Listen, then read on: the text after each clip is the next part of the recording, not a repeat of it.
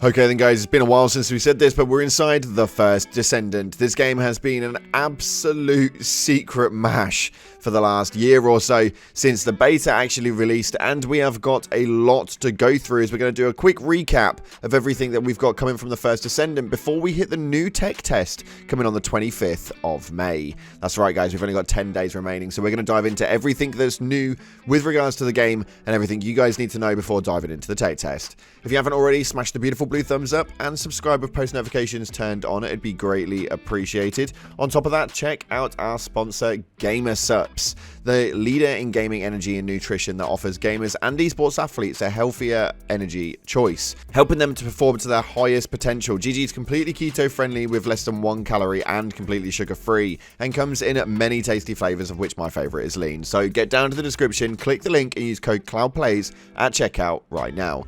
With that being said, let's dive on into what we've got going on inside of the First Descendant. So for those of you guys who don't know what the First Descendant is, the First Descendant is a third-person looter-shooter ARPG powered by Unreal Engine 5. Graphically, this thing is going to be absolutely insane. We had beta access around a year ago, and it was absolutely incredible, and we thought it was near enough finished then. They've put another year into this now, and this thing is going to be absolutely mental. For those of you guys who don't know, the final tech test has been now announced for the 25th of May at midnight through to the 26th of May at midnight on Steam. Now, the final check on the technical quality is all this is for, and they're giving us 24 hours inside of the game. This is going to be an interesting one to say the least. Now, to get involved with the tech test, it's extremely simple. I'm going to leave the link down in the description. It's going to be the first source link there for you guys. Click the link, head through to Steam, and you guys are going to be able to apply for your tech test accessibility over there. This is going to be absolutely incredible. There is so much going on, and just to give you guys the heads up, anything you do within this tech test will not be carried over to the full game launch, of which we still do not have the full release date for yet. All we know is it's going to be coming in summer 2024, so it's going to be an interesting one. This one is going to be absolutely mad. I'm so excited for it. But what have you missed over the due course from the First Descendant as it started to ramp up its marketing scheme, where we now have a new preview which is tested in the new lab to show you guys exactly what it is that we're looking at right here. We have got sort of like the pulsating thing here with the love heart emoji above it. It looks pretty damn cool.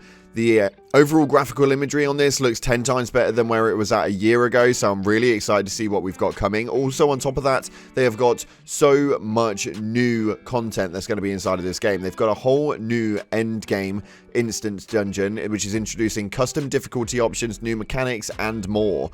The harder, the better the rewards. Now, this is exactly what we wanted. The harder the gameplay, the better the rewards that are going to come out of it. As you guys know, this works on the same strategic movement as a lot of other looter shooters that I have done in the past, aka Destiny, Anthem, all of that good stuff. The loot is going to be going from a general scaling of color coordination. We've got obviously things such as commons, uncommons, rares, and then we move into other things as well as the main modifiers, which you guys are going to be able to reclaim on all of your gear. It is absolutely insane.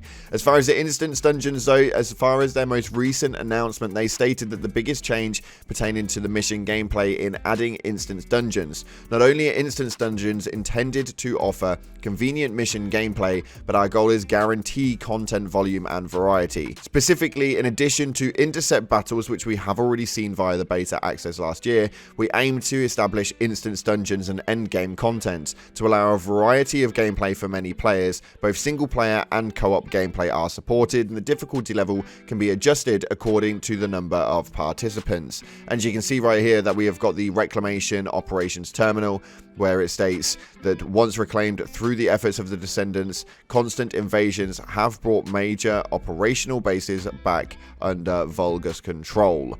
This is going to be insane. We've not seen the hype up around a looter shooter for quite some time, and these guys over at Nexon were kind of like that underdog where they mainly worked on mobile games previously, and everybody was a little bit worried about how this one would play out. Now we've had some access to the game though, we know full well that it's not going to have the general Nexus trademark of obliterated with microtransactions and stuff like that. There is going to be a lot of additional sneak peek backpack attachments that you may have missed that got launched launched out earlier this month. And as you can see right here, we have got an absolutely incredible selection, and we can see at the bottom that this bar does go down, so there is loads to pick from. It's going to be weird and wonderful as we've got bunny rabbits and cats in clothes, and we've got an awesome tanker with some wings and orbs and stuff like that that can sit on side of your back, and it's going to be a very, very interesting one. Now, as far as I'm aware, this game is going to be launching on all platforms and is going to be able to bring it to your screens no matter where you are at, which is always bloody good.